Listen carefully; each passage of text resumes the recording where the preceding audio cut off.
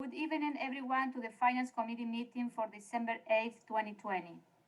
So the first item in our agenda is the call to order. Do we have a quorum? Yes, you do. Okay. So next in our agenda is the approval of the minutes for the November 24 meeting. Motion to move? Any question? No? All those in favor say aye. Aye. Aye. Okay, motion carried.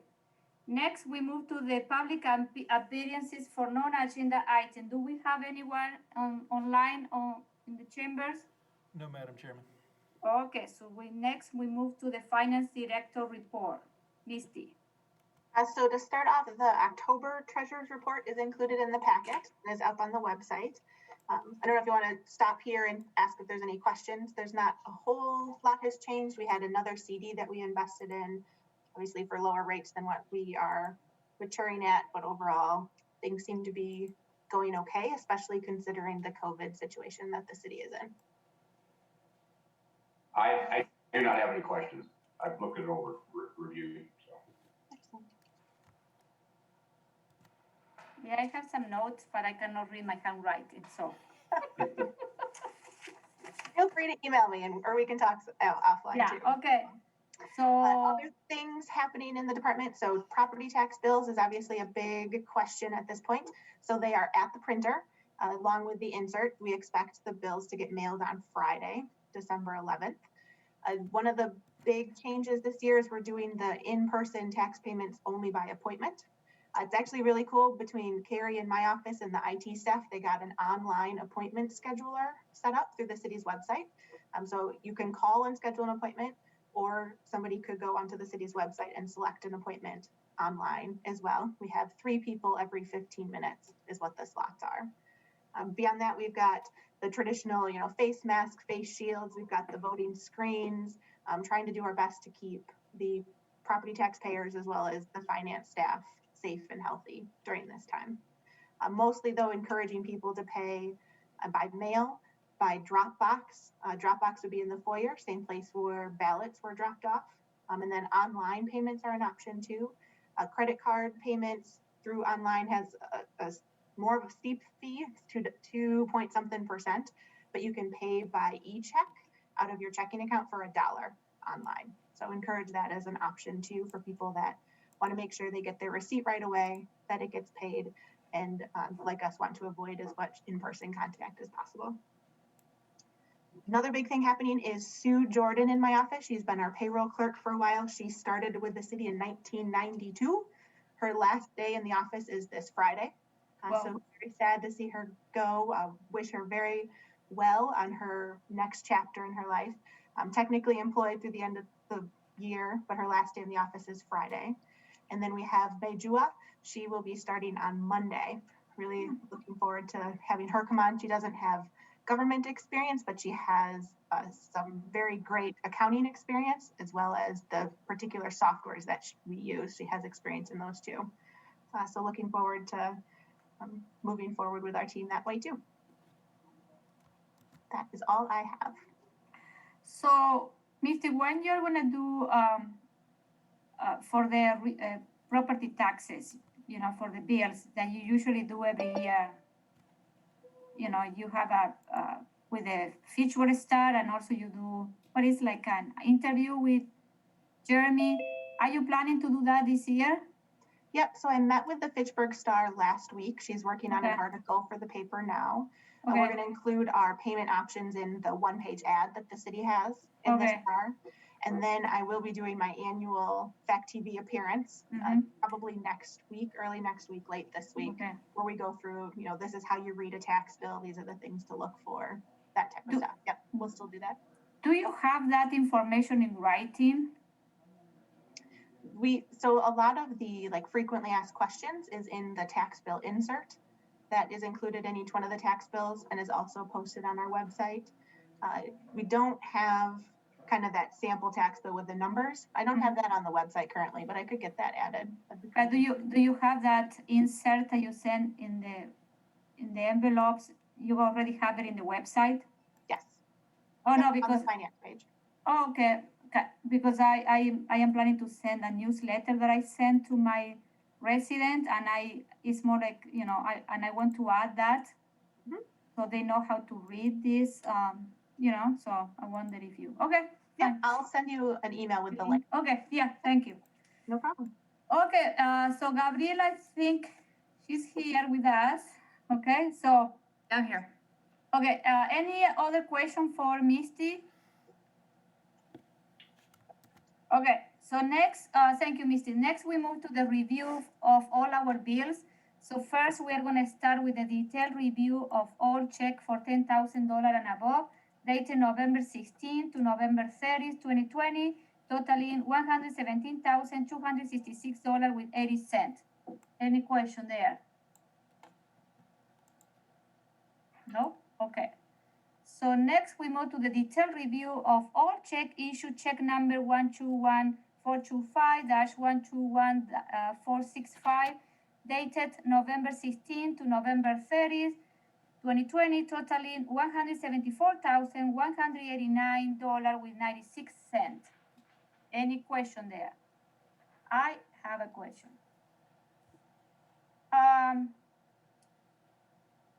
On page 4, I think there is a Dan Larson landscaping. This one is the same guy who runs the golf course.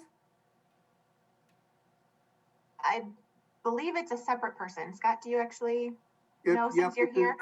It is a separate person. It's Dan Larson Landscaping, and then Dan Larson is the Okay. same. Yeah, but And it's this two different people.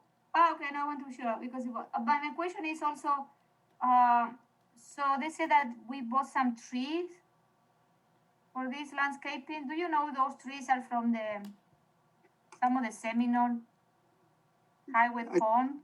What was the amount? Oh, okay. So actually, Julia, the ones that you're looking at, which is page 3 of 7 or page 44 in the packet, there is a line for Seminole Pond trees. Oh, yeah, okay. Thanks, Okay, thanks. Of Thanks.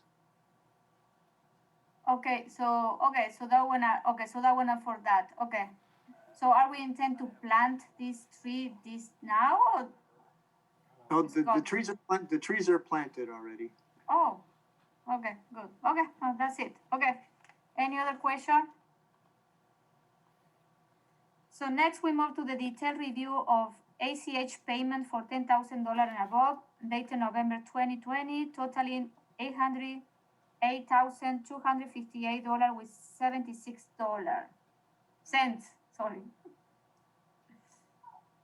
Any question there? Okay. So next we move to the detailed review of all ACH payments dated November 2020, totally $820,240 with 42 cents. Any questions? Okay. So next we move to the action item, and the first thing in our agenda is the road construction update, and we have with us Bill Bolke, that is the Director of Public Works. Good evening. Hi. Hello.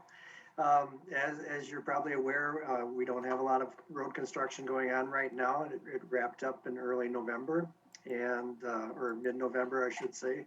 So for Fish Entry Road, we've got the construction completed for the year, and we are going to have a little bit more going on through the winter just for the pedestrian bridge that's going on over the Nine Springs Golf Course Creek. And so there's going to be a little bridge construction going on there this winter, but for the most part, all the roads are open and ready for people to drive on. McKee Road also is completed for the year.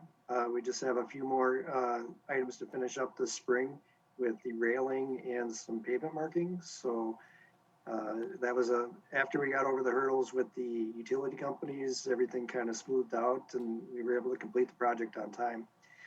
So those were two major projects for the year that we've got going on. And we've got, quite a few projects in design right now through 21 that we're setting up, such as Fish Hatchery or Lacey Road construction from the Badger State Trail to Fitzroy Road. There's also going to be a roundabout or a intersection improvement design at Seminole and Lacey.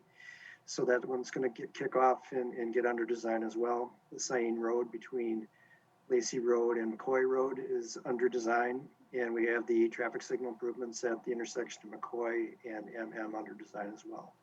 So we've got quite a few projects, lining up for next year, or actually in 22 that we're going to be constructing. And we've got south of on Sain Road, south of Lacey Road, that's going to receive a resurfacing and water main extension down to the Tower Hill neighborhood.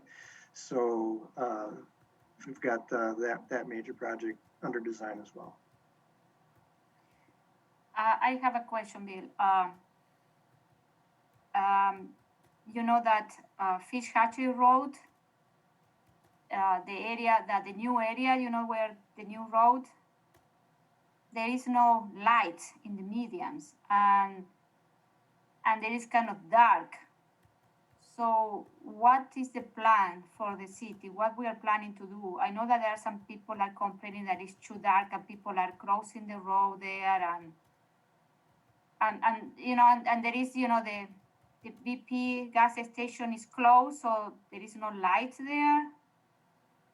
So, and that intersection is very dark. Right. It's kind of in transition right now. We are going to have some temporary street lights turned on. We're just having some issues getting the power connected to the box to turn those lights on. So once it should be this week, I hope, is what we were told, but it's in the near future to have those lights turned on. And I have other questions too. I want to mention this again, on Mackey and Seminole, the intersection where the pond, the Seminole pond is. I think we should in the future to put like some railing there because it's kind of dangerous. Okay. On Seminole? Yeah, because you have the sidewalk and then you have the pond and the slope is like going there, and it's I don't know why we didn't put a railing like we put in other, where the dog daycare is in that area. You put some railing there. But I was concerned why we didn't put a railing on that intersection, especially when the sidewalk is too close to the slope or the pond, and it's so deep, and that it could be a potential, I don't know, hazard in the future, people in bicycle or kids in bicycle that maybe they lost the balance and they can go directly to the pond. I don't know. Mm-hmm. For me, it's very, I have received some neighbor asked me that question too. Sure. That is going to be one of the areas that we're going to be grading out for trees. So we're going to be flattening that out for another 10 feet. Oh, okay. Beyond that, and trees are going to get planted in that area. Okay. So, any other question for? Yes, this is Randy. I have a question. Bill, I think you were CC'd on the email. There's a constituent or several constituents concerned about the lighting at Terra Vesta. Do we have a scheduled date for the lighting to go in out there, or at least one of the phases? I know did we not pass something recently approving those dollars? Maybe I'm incorrect, but I'm guessing you have a better idea. Yeah, we haven't actually completed the order on that yet, and they said it's going to be 10 to 14 weeks for delivery, so it'll be March before they're delivered. Okay. Have you had an opportunity to respond back to the constituent, or do you plan to, or should I? You will. Very good. Thank you, Bill. So my final question to you is, what happened with the, in Seminole, the intersection of Seminole and Marquis, there was an issue with the box, that it had to be moved. What happened to that? That's one of the issues that I'm working through this month with the utility companies and getting all the final payments available. So how much money do we need to pay? I will confirm that Okay, and get that to you. okay, thank you. Any other question? Okay, thank you, Bill. You're welcome. So next, Randy, can you move? Yes, move resolution R-114-20. Resolution authorizing cost of sharing agreement with Dane County for traffic signal installation at Lacey Road, County No, traffic. no, we need to move, remember, we need to move the one first. Oh, I thought Yeah, we want to postpone that indefinitely. All right. no, the other one, the number, resolution R-16. I move resolution R-221-20, resolution designating the Dane County Emergency Operations Center as Aldermanic District number 1 polling location. I'd like to postpone that indefinitely. Okay, so who is gonna second? You don't need a second for finance. No? Okay, yeah.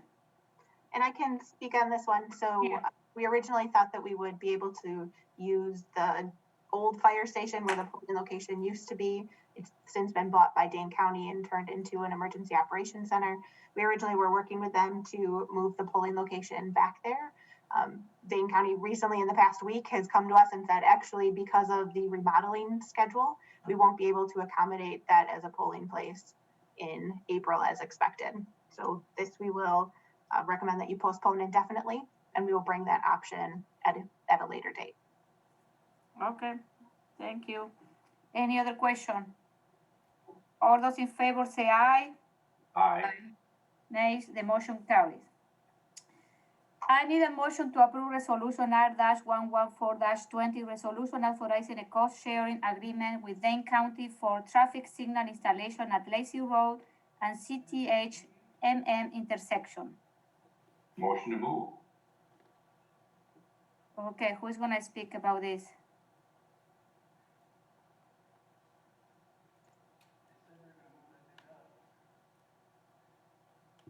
I can talk about it if you want. Okay, okay.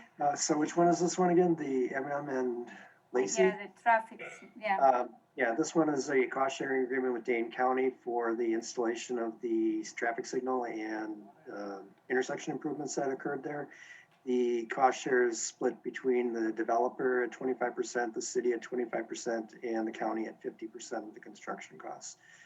We need this agreement in place in order for the county to pay the invoices we've been sending them. And how did Board of Public Works vote yesterday? They approved it. Okay. My question is, I thought we vote for this, or did we vote something similar a couple of weeks or months ago? I don't know. We had several agreements that have come through with the intersection. Oh, okay. Yeah, we did vote for one on the McCoy MM with the state agreement. Oh, that one is the This is McCoy, the okay. cost Yeah, sharing yeah, for the county agreement. okay. Okay. Any questions? No. All those in favor of resolution R-114-20 say aye. Aye. Aye. Nay, the motion carried. Thank you, Bill. Next, I need a motion to approve resolution R-188-20, Terra Versa One Community Bank collateral assignment. So moved. Oh, Misty.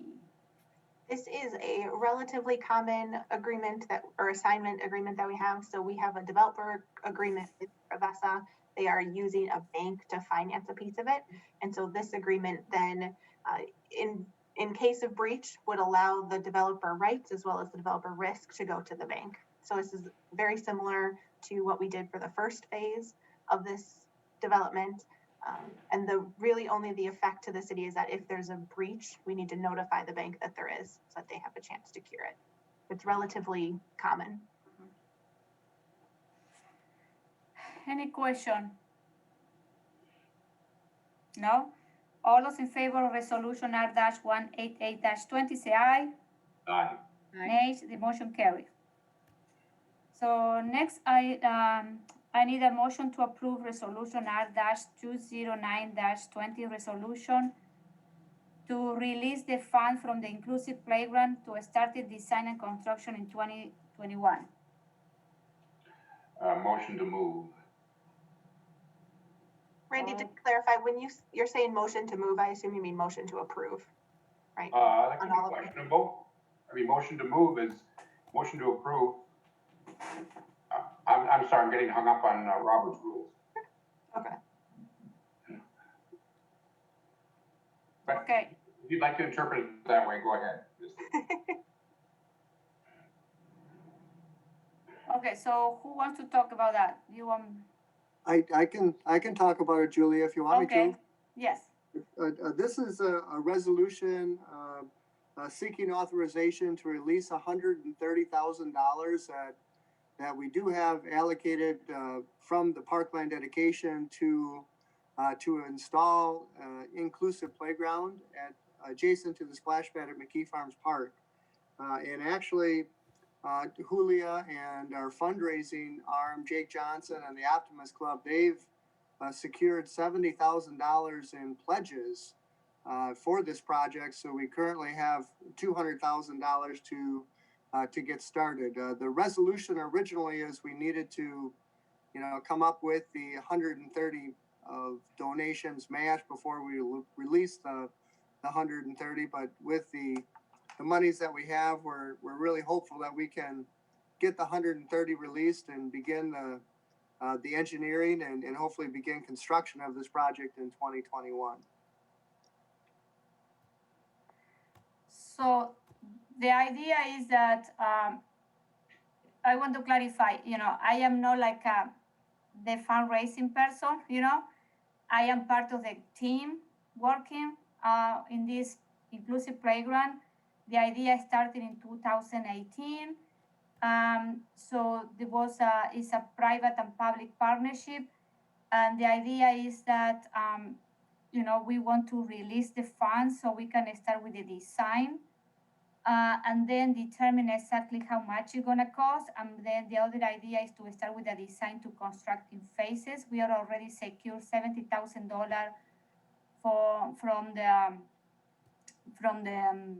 the private, and most of those money came in November this year. And the idea is that we heard from other private donors that, they want to see that these projects start moving and building, so they can see that, the city is serious about this, and and we are building. And then we are working with the community. Madison Community Foundation is going to be the fiscal agent. We are setting up all the accounts right now. And then we already secured, two Fitchburg business, one communication innovation provider $50,000 and Oak Bank $10,000, and there are other $10,000 that the Fitchburg Optimist Club have already raised. So what we want to do with this is we need to release some funds to start with the design, and the idea is to start building this park in phases, and we are going to use the same model that we apply with the splash pad. I have a question. Mm-hmm.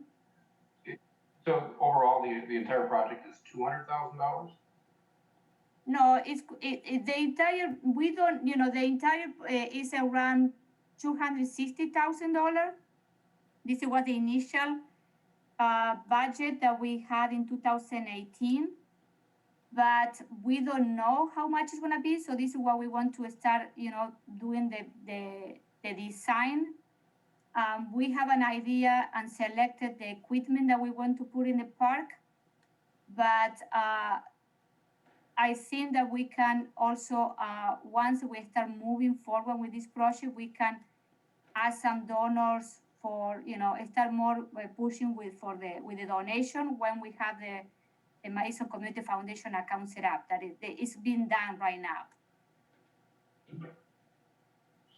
So reading this, there's matching funds involved, or that has already been secured? I'm a little confused on that portion. We have secured for right now 70,000, okay, of the 130,000 private. From private? Mm-hmm. Okay. Is that the commitment from private, or that's not part of it? The commitment for private could be unlimited. We don't know. We cannot. The idea is that I know that we try to raise more than 130,000. This is the goal. If I might add, it's kind of going to be the base project. We're going to have the 200,000 that we currently have in hand as the base project, and then we'll design some additional. Because one of the big things we want to try and do is connect the inclusive playground to the splash pad, and that might not be included it'll be included in the design, but not the construction. So there's going to be additional pieces of the project that once we get it constructed and begin to start to work on it, that's going to be the information that the fundraising group is going to take to different organizations to complete the project. So we really want to get started on it, kind of, as Julio mentioned, to show that we're committed to it. And then that's going to kind of be the base start of it that will continue to seek donations for additional pieces of the project. And what I also want to mention is we don't have a park like this in the city of Fitchburg. There are not too many parks like this in Dane County. I don't know, you have read all the material in the package and some of the letters that they were sending to us. There are a lot of kids in the city of Fitchburg with disability and different type of disability. One in every 6 kids, they are born or they have any type of disability. And the idea, what we want to do is to create an amenity in the city where we can be proud that we can offer that to families that they have kids with disability, where all the kids can play together. And this is the idea, is to let's build this park. It could be a park not only for the city of Fitchburg, but for the other municipality around us, like from Verona, Oregon, people, family can come to Fitchburg. And the city already donated the land and the $130,000. So I think that one is a good start, plus the $70,000 that we already collect. And there are more money coming when we start, the group start doing the more aggressive fundraising. But in order to do that, we want to at least start working at the design and to determine how we can build this park in phases. I did a lot of research in this type of park. You can add, you can add a shade, you can add a table, a special table where kids with wheelchair can roll under the table, and they can share the table with the rest of the family, benches, all of that stuff. They are addition to the park. So I think that we were very successful when we built the splash pad and the dog park, following some kind of the same model. And I think we have the experience and expertise. And some people that they were involved with the splash pad or the dog park are being part of the group too. So I think we have some expertise on how to build this park, and the operational and logistic part. Any other question?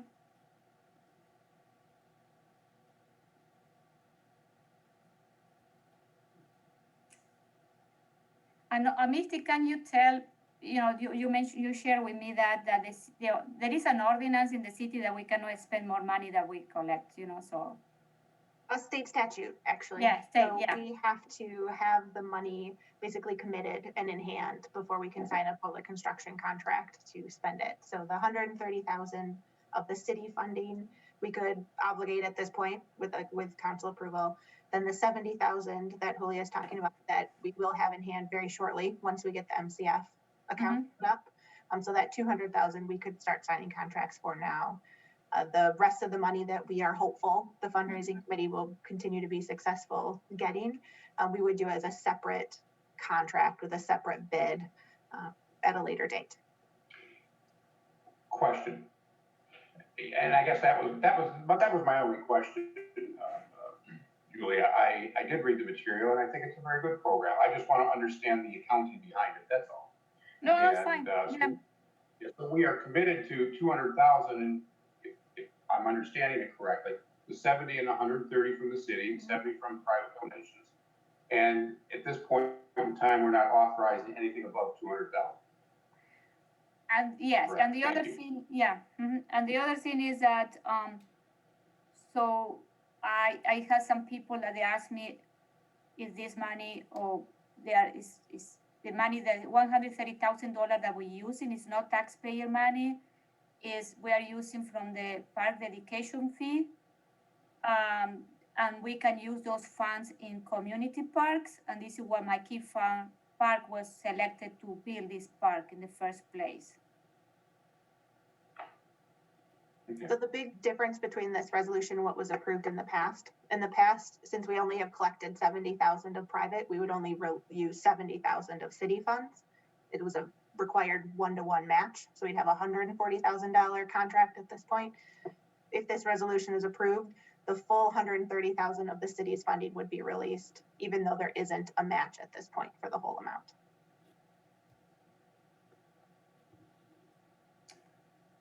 Okay. Any other question? Okay. All those in favor of resolution R-209-20 say aye. Aye. Aye. Aye. Okay, the motion, nays, the motion carried. Thank you. So next, I need a motion to approve resolution R-211-20 is amending the 2020 budget for multiple funds, routes to recovery and CARE Act funding. Motion to move. We can talk later. Okay, so Misty. Is it you? This is that $474,000 CARES allotment that the city was provided. We did submit for reimbursement for the full $474,000. What's in front of you now is a budget amendment for the piece of it that was used to buy stuff. So to buy the ionization system, to buy the hand sanitizer, to buy the wipes, all of the stuff that we bought, putting through a budget amendment for that piece, that's the blue highlighted column, totaled $156,000 of the total allotment. The rest of the CARES funding, $178,000 of it went to employee time off. So the emergency paid sick leave, the altered police schedule, that type of a thing was paid for there.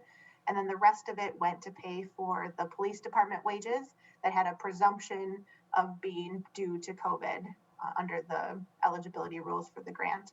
So the budget amendment we're actually only doing for the stuff where we bought things, so that we can reflect that appropriately in our budget and make sure that it doesn't show that we're going over. The rest of it, since it was all personnel costs, it affects a lot of account numbers.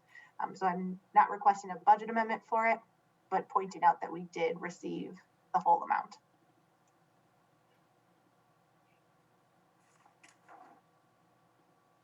Okay, I have a question, Misty. One of the questions that you had that you use the money for outside legal counsel. For what is that? When we were doing all of the policy development back at the beginning of the pandemic, as far as what the employee paid sick leave was going to be, whether or not we were going to provide it to emergency responders, all of that required the outside legal assistance to navigate the rules. If you remember they changed almost daily back then, so they help us stay up to date. Any question? Oh, and the 20,000 for the equipment expenses. What did we buy there? Like some equipment for sanitation, or? Are you talking about that code 9, services and equipment to telework? No, there is a equipment expense $20,607, almost at the end. Okay, that is also in the IT technology stuff. So that is mostly equipment in order to do telework. So Oh, okay. staff that didn't have laptops before were provided okay. laptops. Some staff took the election laptops as a temporary measure, and then we backfilled them Oh, with yeah. permanent laptops. So we spent a lot of money on that. And things like the Zoom accounts, different microphones and webcams. Yeah, okay. Probably in there. Any other question for Misty? Oh, I have a question. And you remember that we approved a $250,000 emergency fund? Did you use that one too? That one was.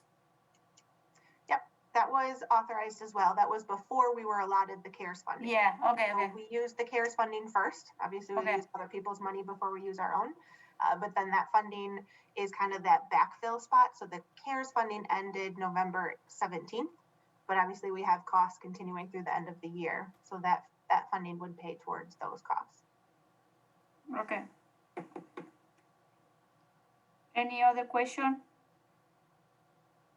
Okay. Hearing none, all those in favor of resolution R-211-20 say aye. Aye. Aye. Nays, the motion carried. And next, I need a motion to approve resolution R-212-20, amended the 20, no, 1 second. I need a motion to approve resolution R-216-20, resolution awarding the sale of the 20 million. Julia, we actually do need to do 212 still. Oh, okay. Okay, sorry. I need approval of resolution R-212-20, amending the 2020 debt and capital project fund budget and use budgeted interest and principal payment to reduce debt issuance. Motion to approve. Okay. So this is with the 2020 budget. We budgeted to make an interest payment on the debt, but we're borrowing today. So we obviously are not going to be using that money for an interest payment this year. So instead we use that money to borrow less, and we paid down the amount that we needed to borrow. Last year, we also collected $350,000 of fire impact fees from new development, and that was used to pay for the fire construction debt service, which freed up levy capacity, and which we also used to reduce the amount of debt that we needed to borrow for the fire station headquarters. So this is a budget amendment basically to clean up those couple of things, money that we had levied that we didn't need for that particular purpose, and we used it to reduce the amount that we're borrowing today.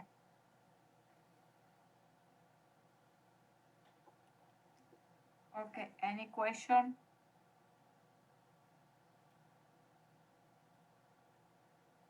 Okay, all those in favor of resolution R-212-20 say aye. Aye. Nays, the motion carries. So next, okay. So next I need a motion to approve resolution R-216-20, resolution awarding the sale of a 20,590,000 general obligation corporate purpose bond series 2020A. Motion to move. Okay, so here is, who's gonna talk about that? So we have Dave Ferris here to Okay. walk us through. He's part of Ellers. They will talk about the sale that we had this morning. Let's see here.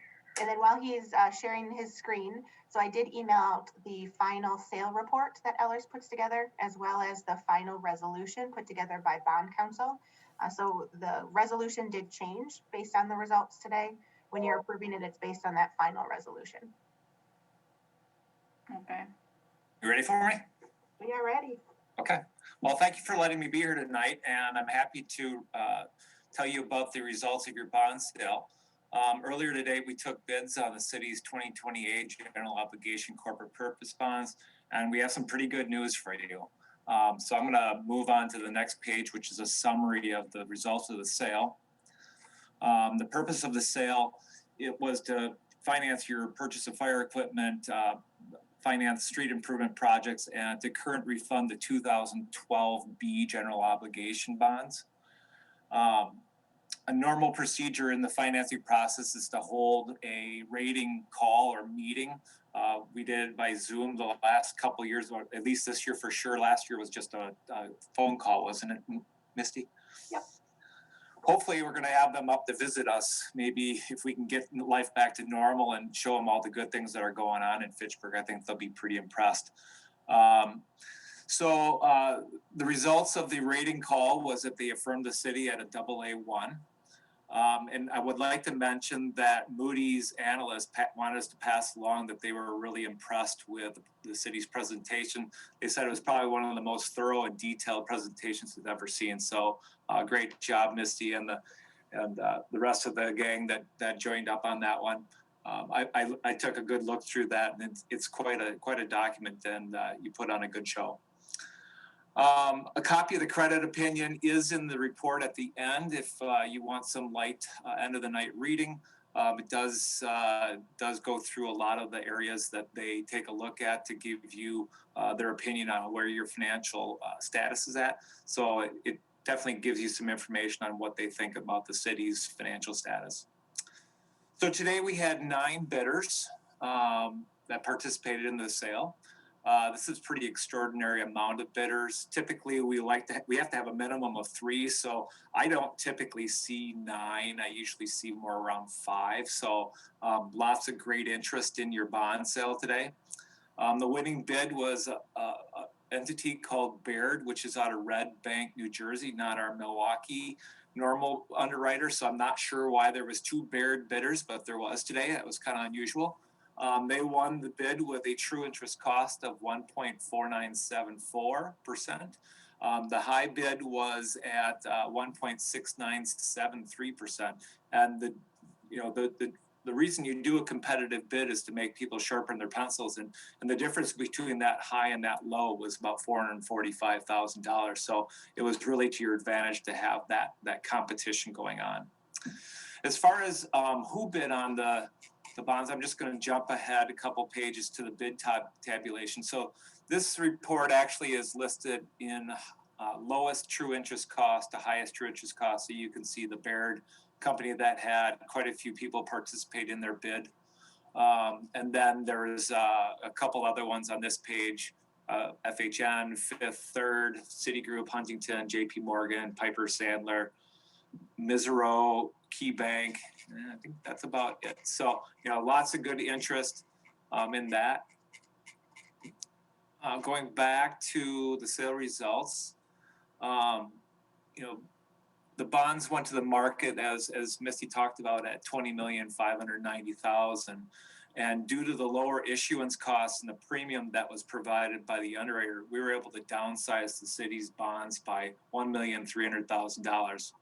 So the amount that, like Misty said, that you'll be recommending to the city council to approve will be the $19,290,000 as opposed to what's on your agenda here for the 20.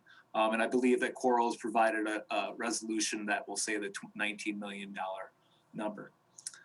I think I'll just go into the spreadsheets just to kind of give you an idea of what the difference between the pre-sale when Greg was out to visit you in October. This is the schedule that he came out with the estimate. This is what we showed you in October.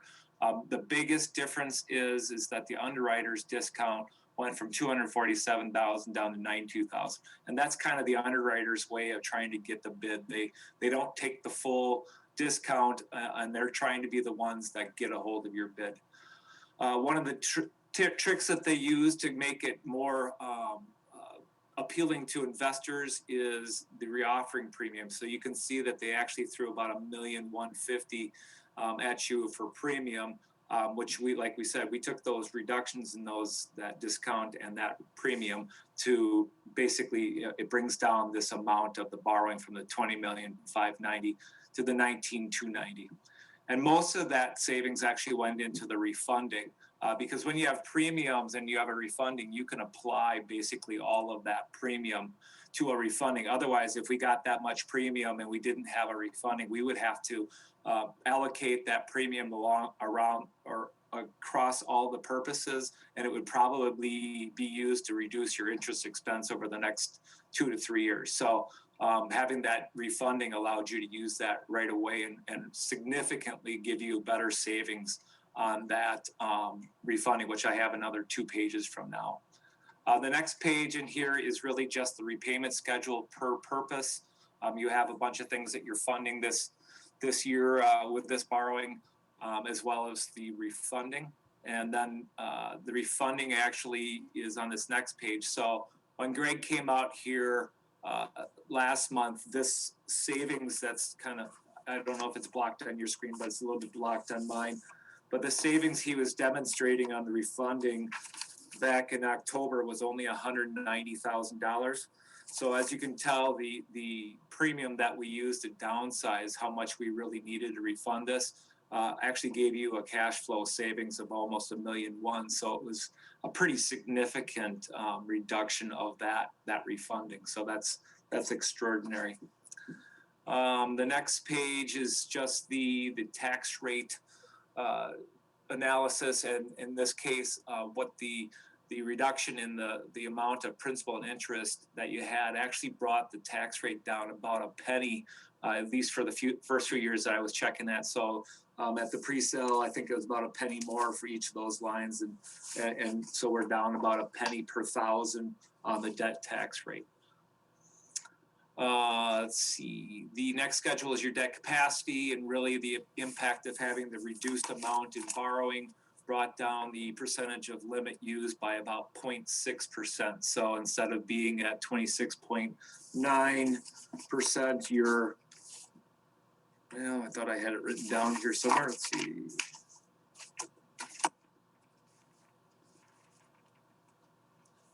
Of course, it's not right at my fingertips when I need it. So let's see, 27.5. So, each year is reduced by a decent amount because of how much we reduced the borrowing by. So you've got a little more limit. And then Greg had just included the TIF 10 schedules that he had in the pre-sale. These are basically the same assumptions that he showed you then. The only thing that's different really is the repayment schedule on the TIF itself that came through today's borrowing. So like I said, the next pages after that are the credit report that we talked about earlier. And then let me just jump back to the summary here. So as far as the closing date, which is the date that the city will receive the money to start paying for the projects or paying back for anything that was in the reimbursement resolutions, or having the money to pay off that 2012 B issue, that'll come in on December 30th. And then the only other thing would be is, at the city council, I think you probably approve by individual person anyways, but they like to have a roll call vote at that point. But you probably already have that in place with your Zoom stuff, don't you, Misty? Actually don't. So we'll need to make sure we do a roll call. Okay. I'd be happy to answer any questions. I think the only thing that I didn't say that I just saw on the report is this schedule that showed the repayment schedules. Actually, at the bottom, there's a number in red. So the total principal and interest that Greg showed you at the pre-sale, based on how good the interest rates were, and how the premium works, you actually saved about $636,000 in financing costs based on the results of today's sale. So all around, lots of good news. Okay, thank you. Thank you for the presentation, David. I have a question. Sure. Because, we're talking about refunding, and the cost saving. Do we have more debt there that we should do that?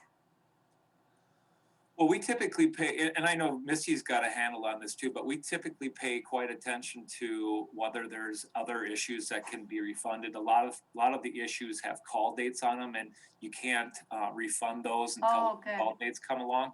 So we're always staying on top of it, and I know Misty's on top of what she's doing too. So if we were to miss something, I'm pretty sure you'd tell us, wouldn't you? Yeah. We have another call happening next year. It was included in the 2021 budget.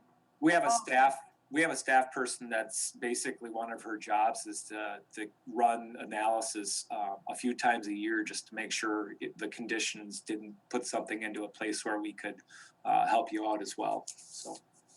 Okay. My other question is, what do you think that we have too many, our bonds attract so many vendors?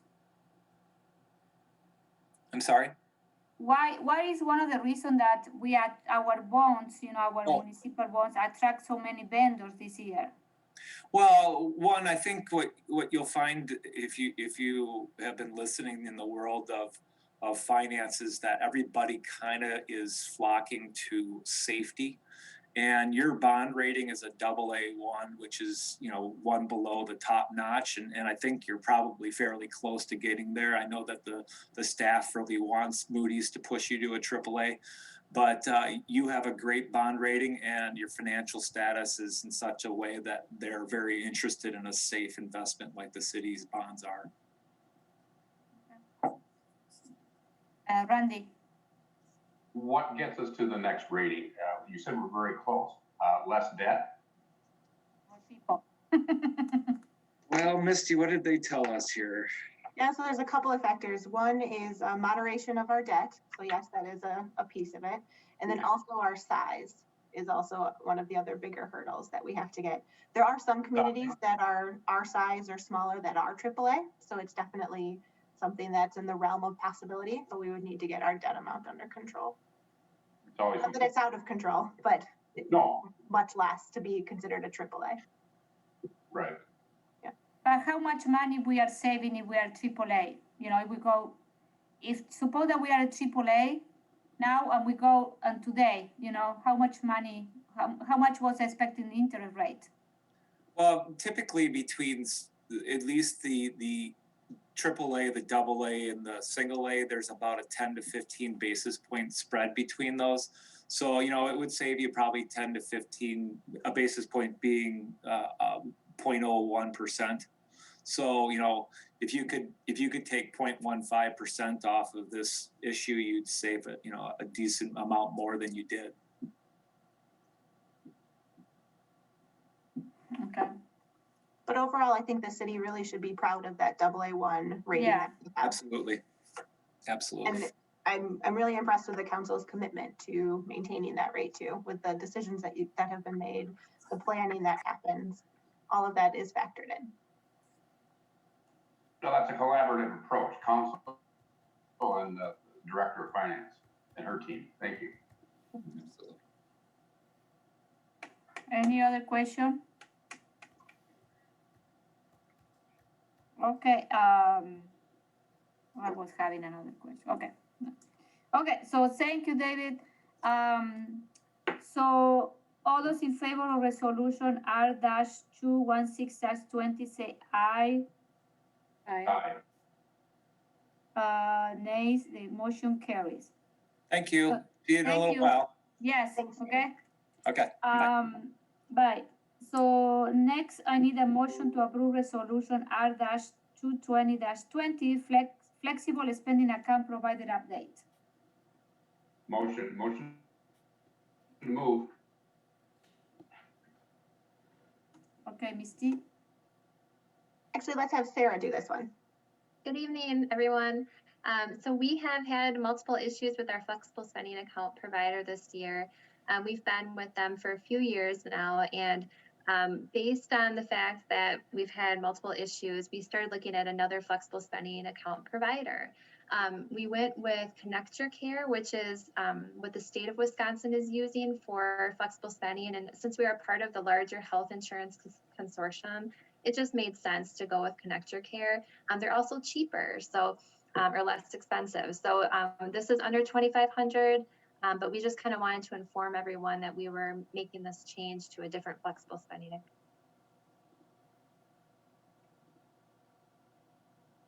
Okay, which is the current provider?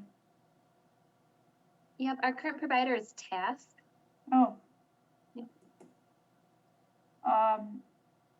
Any question? Actually, I do. Is the city strictly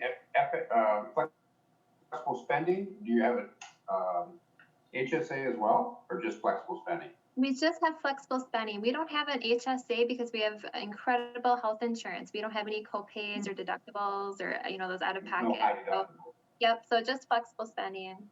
Okay. Any other question? Thank you, Sarah. All those in favor of resolution R dash 220-20 say aye. Aye. Nays, Aye. the motion carry, okay. Okay, so next we move to, I need a motion to approve resolution R dash 20520 recreation staffing in 2021. This one was postponed from November 24. Do we need to go to this one first? Can we leave this to the end? So I guess my thought would be you're not actually voting on anything as a final decision. You're just recommending. So I just kept them in the same Oh, okay, order. okay. So But this yeah, one, You could have somebody move it to the end of the meeting. yeah, I don't know. What do you want to do? Would you like me to make a motion to move to the end of the meeting? Yes, All right. Just make sure I'm on the right page here. You're talking about 205-20, correct? mm-hmm. I'd like to move resolution R-205-20, recreational staffing in 2021. I'd like to move it to the end of the agenda, the end of How about the end of after? the action items. How After about after? N. After N? Yeah. Okay, do you need further clarification on that? No. As the official minute taker, Okay, I think I thank you. know what you're doing. Okay, all those in favor, any question about that? No? All those in favor of that, resolution R dash 20520, moving to the, almost to the end of the agenda, say aye. Aye. Aye. Nays, the motion carries. So next one, I need a motion to approve resolution R dash 223-20, amending the 2021 general fund and capital project fund budget, reduction in parking lot resurfacing and sidewalk path maintenance due to anticipated reduction in recreation programming fee revenue. Motion to move. Okay, can I talk about that since I was the co-sponsor? You're the chair. You get to decide who talks. Okay, so this one is a resolution that Alderman Maldonado and myself, we co-sponsor, and you remember in past meeting that we have the option that there is one there is other resolution, the 20520, that as management or elders, if they can come with some other solution to avoid the layoff of the two recreational staff. So what this resolution is doing is going to look for funds, the $92,000 that we need to cover for these two positions. And so is to go through I went to the 2021 budget, and I one is to get money from the parking lot resurfacing and sidewalk fund, to take the $75,000, and the other one is $17,000 from the other funds to cover these two positions.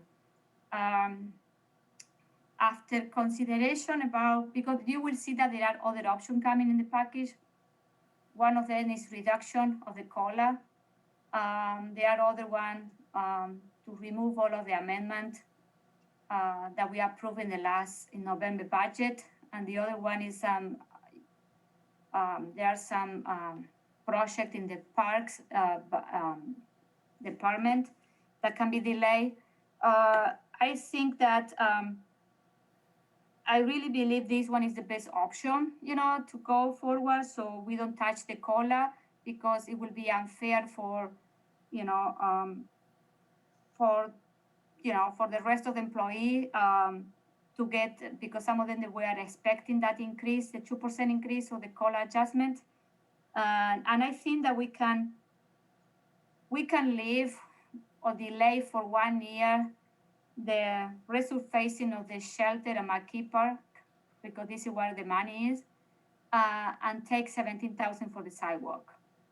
So that one is the logic behind this. This is another option.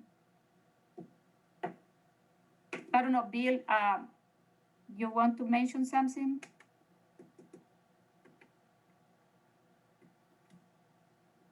No, I don't have anything to add with that. Public Works should approve that last night at our board meeting, as the option to remove the resurfacing or delaying it for 1 year, and also the 17,000 from the sidewalk was their recommendation. The original resolution had it went to take money from other fund, but then after talking with Misty and Bill decided that we shouldn't. If we take the whole amount, we take it from the resurfacing for the first year for 21 instead of going to the building system fund. And the other thing that I want to mention that I in the resolution, if you look at the page of the resolution, the last paragraph is there is a condition there, and the condition is that we are willing to do this, but there is an accountability clause, I will call it. That is that that direct the recreation staff to present like a list of program and activity that they are planning to hold in the first 6 months, and we would like to have that by the first meeting of council meeting in January.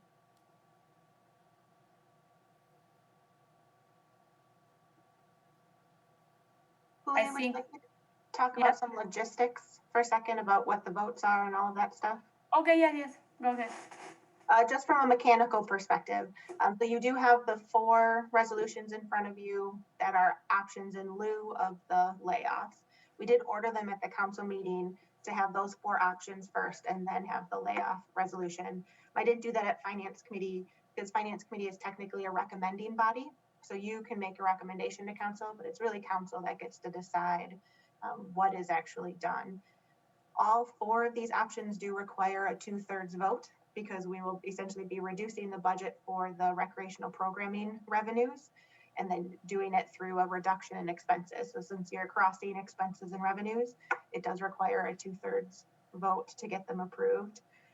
And then on all of them, I tried to do the therefore clauses at the end kind of in separate chunks. So if council chose, maybe they wanted one piece of this resolution and one piece of that resolution, that you could amend the resolution to take out the piece you don't like, and then approve that one, go to the next one, take out the piece that you don't like, and approve that one. And then one of them in there just has a bunch of blanks. If that's one that you would like to pursue, I would help you fill in those blanks as we go forward. Yes, Randy. Question for Misty. So these are just recommendations. So if we vote, let's just say hypothetically, one of the 4 we do not believe that's the best option. But if we voted for all 4 of them just to move them to council, that's what we can do, correct? Vote in favor of and move them forward?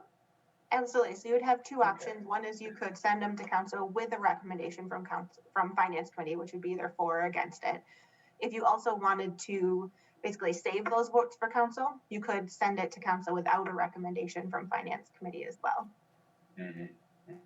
But the 2/3 vote is only required at the council level because that's when it actually is enacted. At the Finance Committee level, because it's just a recommendation, it's just a simple majority.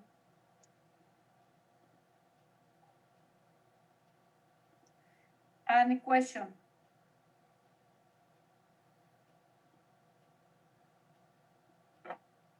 No? Yes and no. I mean, Oh, Randy, I just wanted to finish, I'm a little, it just seems a little different than what we've done in the past, since we have 4 options here. I mean, we're not working our way down the ladder here to find the best alternative. Well, we are, but here in finance, I mean, in my mind, to me, there's a number of options here. I'd say just move them forward so we can have discussion in council. But I don't know. yes and no. Particularly there are 2 options that I don't like, so I am not gonna recommend to council, so. But it's up to you, Gabriela. Yeah, I guess the way I'm thinking about this, I feel like this is a reasonable option. So in terms of finance perspective, my preference would be to recommend it. I'm curious, Bill, could you reiterate what the Public Works Committee recommended about changing this and perhaps pairing it with the Parks recommendation? Sure. Last night at the Board of Public Works, they did vote in favor of the delaying the resurfacing and the sidewalk, and including the sidewalk portion of the CIP for recommendation. In the staff report that I had there, my preference would be to, include some of the other budget of the park department if possible.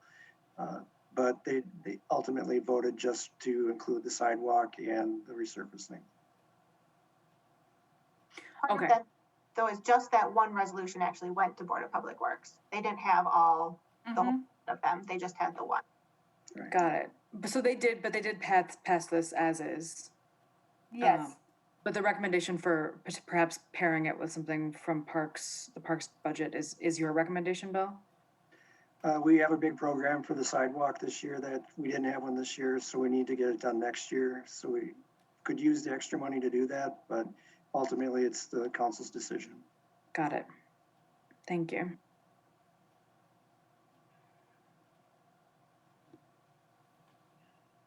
What was your recommendation for the park? I am trying to open this in. I can speak about the park in resolution R 22420. I can speak in more detail about the proposal that the park rec enforcement is recommending. No, but I am looking at the document that Bill's. Okay, so we are ready to vote for this one, and then we move to the next one. Yes. Okay, all those in favor of resolution R-223-20, say aye. Aye. Aye. Aye, okay. Nays, the motion carries. Okay, so next I need a motion to approve resolution R-224-20 is amended the 2021 General Fund and Capital Project Funds budget, reduction in park and recreation capital and operating budget due to anticipated reduction in recreational programming fee revenues. Motion to move. Okay. So this one is the one, who drafted this one? Parks? Yep. Okay. And if you want me to, I can speak to it, Julia. Yes. Okay, yes, go ahead. In this, first off, the department certainly appreciates the opportunity to take a closer look at our department, and we really do feel, because the shortage is coming from our department, that we should bear the brunt, if you would, of filling the hole, if you would.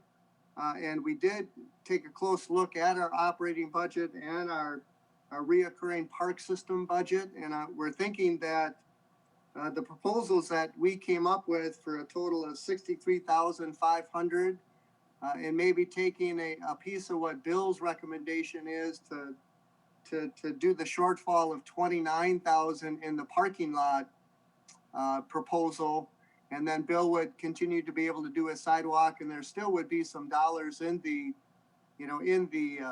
parking lot CIP. And I will tell you that, I'm fully confident that we're going to be able to, even with these reductions, we're going to be able to operate. Certainly we're going to have to be very watchful about the spending. For example, we did increase our median contract from 50 to 70, so we're going to reduce that to 60. We feel real comfortable with that. You know, there's some minor reductions in our operating budget, all with the understanding that we'd like to have these funds reinstituted in 2022. And then the CIP 6259, there may be some dollars in that carried over from previous, successful previous projects that had some savings. So, like I say, we're pretty comfortable that this isn't really gonna put us too far behind. And we don't want, like I say, we feel that we need to take the responsibility of working within our budget, and we certainly don't want to take people's cost of living increases and all of those kinds of things. We don't want to do that. And I think Bill brings up a good point with safety and things like that. So the additional 29 instead of the 75,000 for the parking lot, I think is gonna, I think that would help. So that's our proposal. Okay, so, I'm gonna give you my personal opinion about this. I think it's great that you were looking at your own, because this is the two recreational staff belong to your department. You're looking at your department to look for solution and funding. But also, I am very concerned of taking money from the park system because, because first of all, I think your budget, the parks budget is always one that is kind of not neglected, but we are not putting too much money every year in the park. We have more parks every year because we have new subdivision. We have more this year. We are going to have more medians to mow because we have two new big neighborhood. So and parks is something that people enjoy and like to go to parks, and this is a very visual, and this is a service that the city should provide for, to our residents. And I am concerned to delay some of these projects, especially the one in Tower Hill. They are in my district. I know how busy are those parks, and people use it a lot. And also about the Rimrock basketball court, where is that located? In Rimrock Park, there actually is a basketball court there already, so we're just going to replace it. And then the Tower Hill project is for the backstop at the Ball Diamond. Mm-hmm. So we were going to replace that. And then actually the Hugo Jamestown outfield fence that was scheduled, that there isn't any fence there, so that certainly could be delayed a year. So again, I think these, and like I say, there may be some existing dollars in 6259, the CIP, which would be carried over to 2021. So we still may be able to do some of those projects due to the savings that we had in prior projects. Okay, but I want to know, where is the Rimrock Park? I don't recognize the park. Where is? Rimrock is oh man. In which district? In which neighborhood? Oh boy, yeah, that's a good question, Julia. I hope you understand. I hope you understand my position referring. Oh, I do, Julia, I do, and I truly appreciate it. But again, I do feel that it is our department, and we I feel comfortable with the operating budget and that CIP reduction, that we're still going to be okay. And when Bill's concerned with safety, and those parking lots, those need to be repaired too. So I want to tell you, I walk the McKee Farm Park every single day in the summer. I know that park from A to Z, and the parking lot can't wait for another year. The parking lot is in the shelter. If you're talking about the parking lot in the kids cross and the kids crossing, it was paved during this summer. So that one is, I will say that one it could be, more controversial, but it was paved this summer. The parking lot in the shelter can wait another year. There is no, Well, I mean, so I am looking to see where this park is, the Rimrock. I actually pulled it up, Julia. So it's off of 14 over by the German Auto House and the Girl Scouts of Wisconsin Badgerland, kind of in that area. So the north. Yeah, that right when you come into, I come in on Rimrock, so it's right there to the right. I'm sorry, it's got a playground and a half basketball court. It's right next to that car facility. How many people use this park, this basketball court? I want to. Actually, it's kind of tucked in there. So there's probably some local, some neighbors that use it. But that's really kind of a busy area. But I appreciate. I just wanted to share my thoughts, and the policymakers will decide. But I wanted to, share what I thought. So Gabriela? Scott, do you think that the basketball court, since it currently exists, do you have a sense of if it is actually safe to use next year? Delay it? Yeah, it is, Gabriella. It's just, kind of time to get it repaired. Okay. It's not like it's falling apart or anything like that. Okay, so it's very much playable for next year. Oh yeah. If you delayed it. Okay. Absolutely. What about the diamond, the fencing? That one is. That's in Tower Hill Park. We've got a backstop there. We did some little bit of repair with the boards on the bottom, so it's in decent. But it could be replaced, but it's not like it's going to fall down or anything like that. It's just kind of on the 20, 25 year time to get it redone kind of thing. Okay, Randy? Yes. I'd like to thank you for the work that you did with your own department and trying to find a resolution. And I'm going to go back to Julia on your previous resolution. I don't agree with you. I think McKee Farms Park, that pavement is terrible. And it's what I'm going to call a central park for Fitchburg. And to go back, maybe to use your own word, because I know earlier in the year we were discussing, or it came about as far as I believe a CIP to paint that facility. And I took a walk and I looked at it and I was surprised it didn't need paint in my mind, but you thought it was. Now I think the pavement is terrible. First thing I thought of was last spring when we had the cleanup. I got out of my vehicle and I thought, well, this is embarrassing.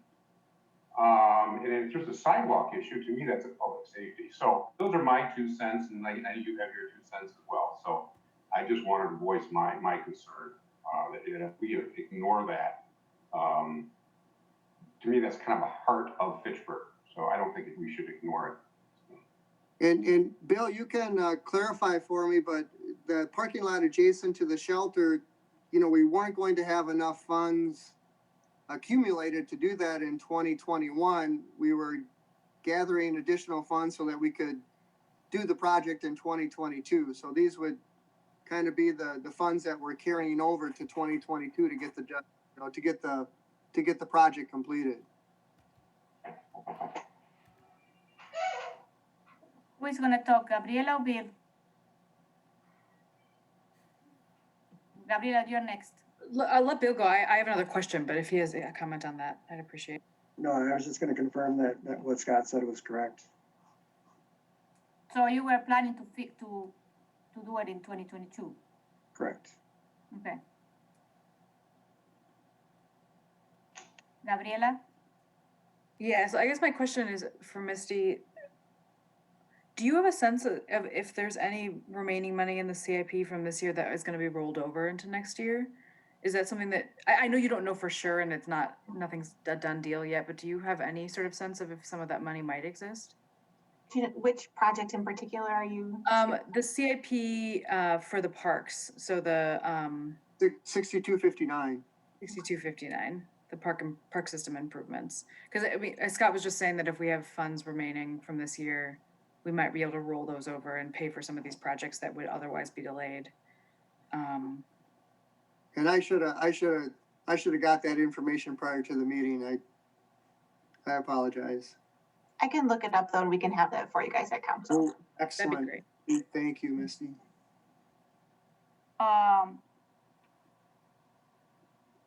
Any other question?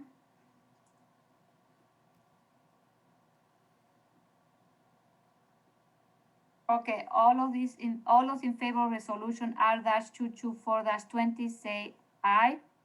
Aye. Aye.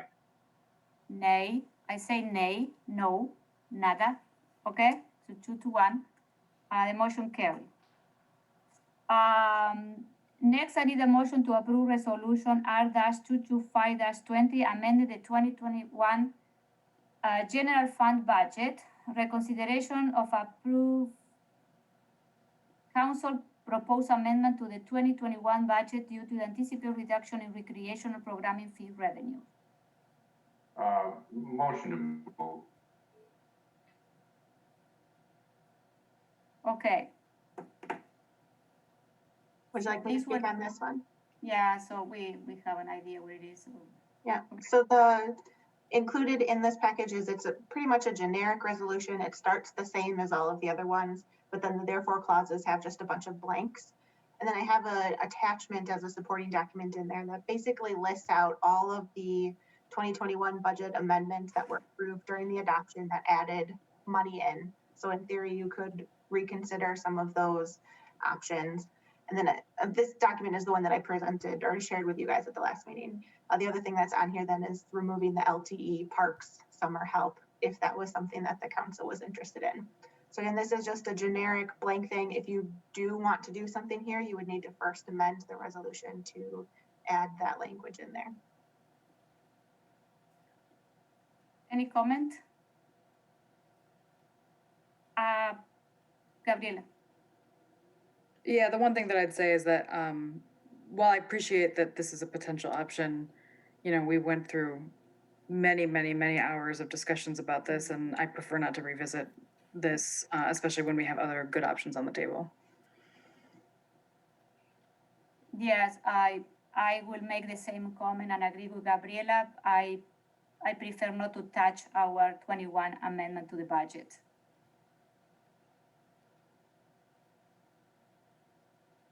Randy, do you have anything to comment? No, I'm gonna be in agreement. I just, I don't. No, that's Okay. all I'll say for Now, okay. All those in favor of resolution R-225-20 say aye. Nays? I say Nay. nay. Okay. Okay.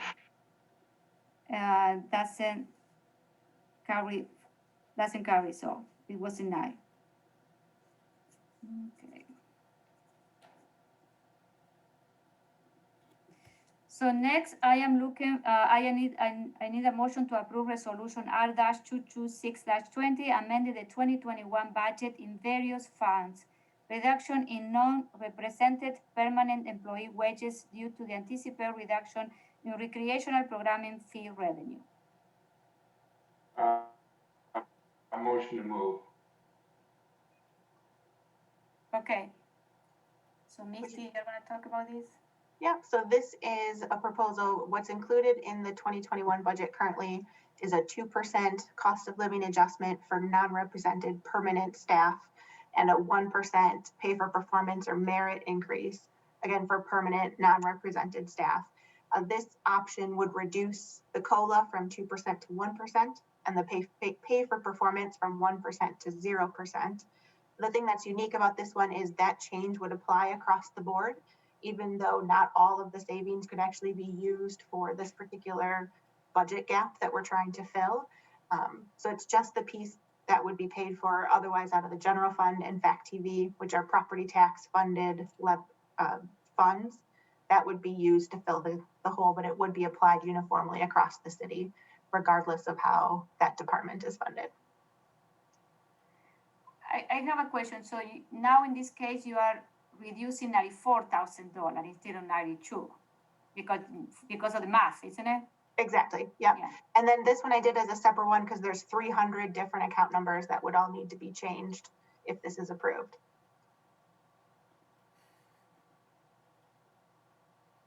Okay.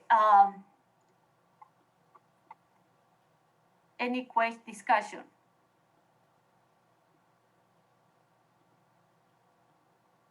Randy?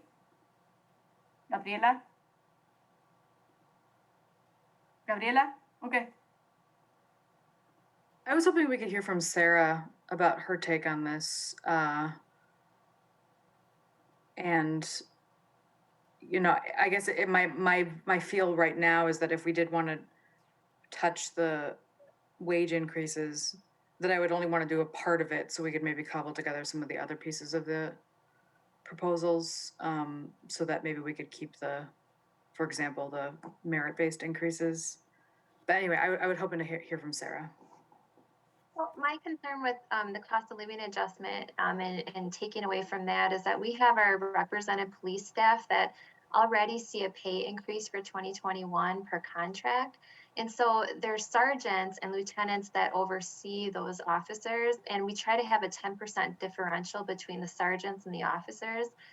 It's really tight, and so if our non-reps and police don't see any type of cost of living adjustment or just a 1%, our officers are receiving, at least a 2% in 2021. So now that gap is getting, there's compression issues. So, anytime you have reps getting an increase and you don't have the same thing happening for non-reps, or you have a less of an increase, you have that potential for a compression issue. So that's my only concern with if we were to do a 1% cost of living versus the 2 that was originally approved. And the merit increase, when we're on a performance evaluation system and it's all merit-based, people really work hard to do a really good job on their evaluation, so they get that merit increase.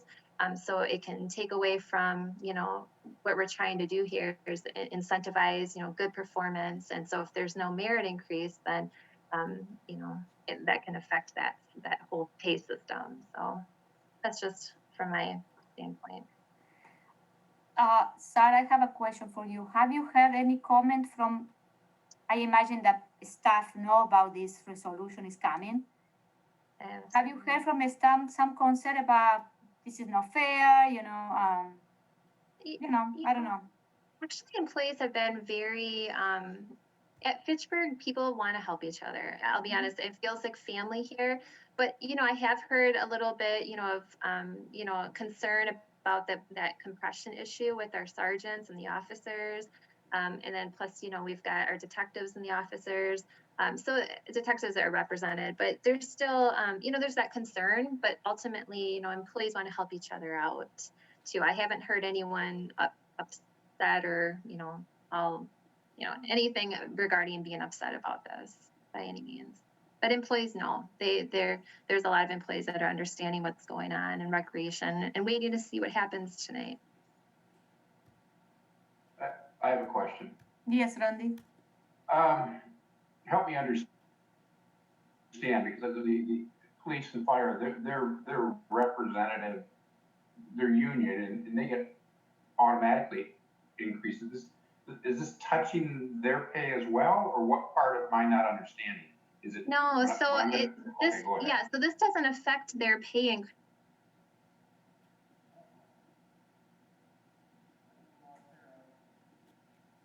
We lost you for a minute there, Sarah. Yeah. Maybe Misty can explain that. I can jump in. So the firefighters and the police officers and detectives are all unionized. Their contract is settled through the end of 2021. So that is set. What Sarah was talking about is the compression issue for their supervisors. So right now there's just over 10% difference between the top paid officer and their supervisor, a sergeant. And if the officers go up, but the sergeants stay the same, you'll be compressing that differential between what the subordinate and the supervisor make. Well, I understand that, but I don't understand why that's in play here. Are they not all unionized? Are they? Mhm. The sergeants are Are not. you saying? Yeah. Oh, they're not. Oh. Yep, so the Police officers, law enforcement. Yeah, officers are not part of the union. so officers and detectives are They're part mad, of like- the union, but not the sergeants. So they're management. Correct. Usually management's not unionized. Okay. Okay, I got it. Thank you.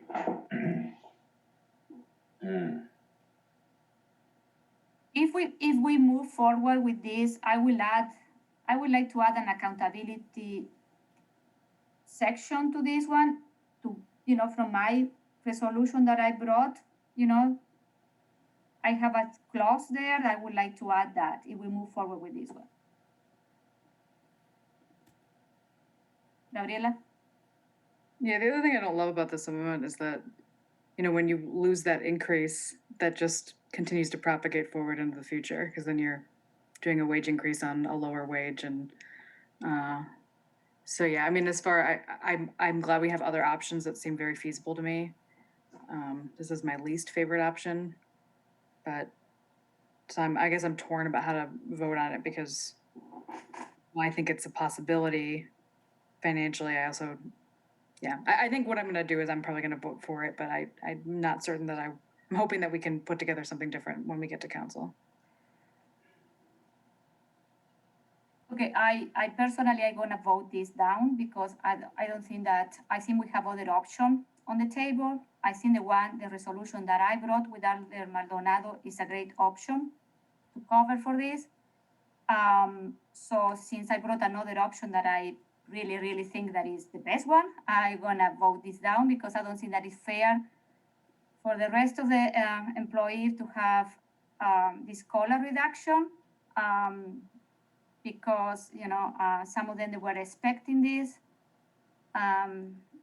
It has been a very difficult year for many of us, and a 1 or 2% can make a difference for some. And also, I agree with Sarah mentioned about, especially with the merit. There are people that maybe they work harder this year to get that 1% merit increase, and so I want to vote no for this. So we are ready to vote? Yes? Yes. Okay, let me see where we are. This one is the 26th, isn't it? Yes. All those in favor of resolution R-226-20 say aye. Aye. Nays? I say nay. I say Nay. no. Okay. Okay. Doesn't carry. We do have to go back to 205-20. 205. Oh, 20. Yeah, 1 second. I need a motion to approve resolution R2 R-205-20 recreation staffing in 2021. Motion to move.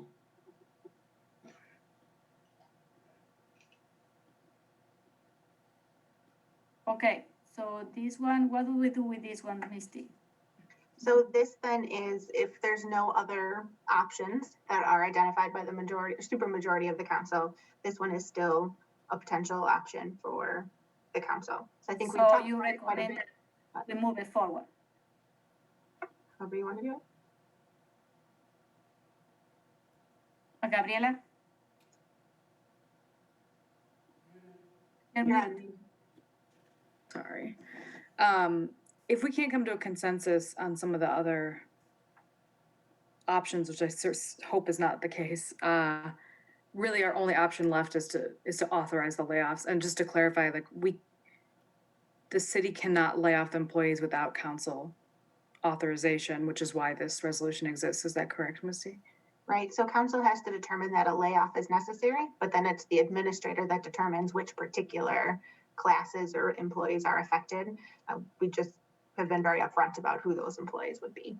But technically, council first has to say yes due to the circumstances currently under place, layoffs are necessary. Got it. But also finance can make, you know, we are, as a committee, we can say, you know, we are against the layoff and we are not gonna, you know, we deny this if we want, or, you know, or we approve it and move it to council to have, you know, at the end, council have the decision, even if we approve it or we, you know, we approve it or disapprove this one, council has the final decision, so, but we can make an standing and say, you know, we don't want layoff people. So what are your thoughts?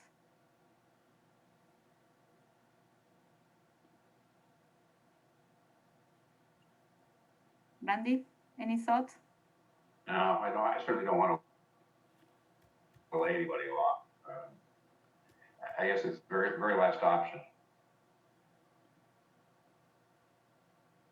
Okay, so we can, you know, as a committee, we can deny it.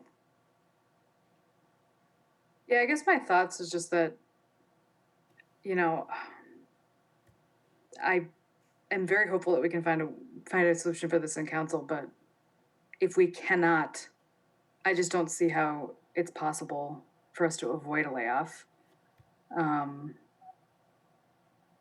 Let me ask this, Misty, for if theoretically this passed council, the layoff would not necessarily happen until, would it happen right away, or would it happen as of January 1st, or would it wait until we have more information about a budget deficit, or when would the layoff happen if we authorize this? I believe what's in the resolution right now is that it would be effective the first of the year. I'm trying to get to that quick. And then there is that discrepancy, I would say, that you brought up last time between the personnel committee language or not. So how the resolution was originally drafted is if, you know, vaccines become widely available and we're able to do a bunch more recreational programming, staff between the mayor and the city administrator could say layoffs are no longer necessary based on their current financial projections, and they could bring them back. But as you brought up last time, Gabriella, right now, that language is taken out of the amended resolution. So if you move forward this, I guess my thoughts would be you'd probably want to add that language back in rather than it having to go back to council to basically undo the layoffs. Yeah, I would move to restore that language that had been removed, the be it further resolved. You know, okay, my question is, okay. Oh, no, go ahead, sorry. My question is, we have other options and we can combine other options. And this thing is temporary, you know, the vaccine is coming. I think maybe the recreation is gonna be shut down for the next 6 months, but then at the end of the summer, we are gonna see the light at the end of the tunnel in our recreational programming. So this is how I see this. I think this is a temporary, there are no position that we are laying off, and then it's gonna be harder for the city to find those people, you know, to more expensive for the city because we need to recruit people. Maybe Austin and Chad find other jobs and they don't want to come back, you know what I mean? Or, you know, and, you know, we have an employee that have 12 years of experience, you know, do you want to lose a person with too many experience too? You know what I mean? So there are a lot of variables that we need to consider, and this is how I see this is like more like a temporary issue, and we can solve it with the other option that they're on the table. You know, the parking lot option. But as of right now, do we have Gabriella's motion on the floor to amend it to reinstate that language, or was that what not? is the language? Can you read it? Yeah, or do you want to, Gabriella? Go ahead. No, please, Misty, go ahead. Yeah, so basically reinstating what was in the original resolution and then appending it to include the additional language from personnel so that both clauses are on there. So it'd be it further resolved by the Fitchburg Common Council that once the state of the COVID-19 pandemic has improved sufficiently to allow significant participation in recreation programs, the mayor and its city administrator will determine the layoffs are no longer necessary and the position or positions will be filled. And then the personnel committee language would stay in there, be it further resolved that management staff will work towards finding additional funds to keep these positions in place for 2021. I think the intent would be to have both clauses, not replace. Yeah, that amendment I think is important, more important on the council, so I probably would move to add that when we get to the council meeting. But I guess after hearing Alder Rutherford speak, I'm just trying to think through how these recommendations work in terms of council. Like what are the recommendations we do? And based on what we've done so far, it looks like we're recommending 2 of the solutions. We're not, as a group, we're not recommending one of the solutions, right? And then, so I guess like in my mind, like I recommend that we reduce some of these CIP projects so that we can keep the positions in place and not the layoffs. So my preference would be to vote this down, although with the knowledge that if it came down to it, it seems like we would have no choice but to authorize the layoffs, but I wouldn't recommend that as an option. I would recommend the other options that we've already passed. So I guess I'm leaning towards voting this down, in which case I'm not sure that it's worthwhile to amend it, given So are that. you withdrawing? Yeah, I'll withdraw my your amendment. You can add it in council if at the end of the night, you know what I mean? Yes, yeah, I think that's what I'll do. Okay, so we are ready to vote? Okay. All those in favor of resolution R-20520 say aye. No, I say no. No? Nay. Nay, okay. Didn't pass, okay.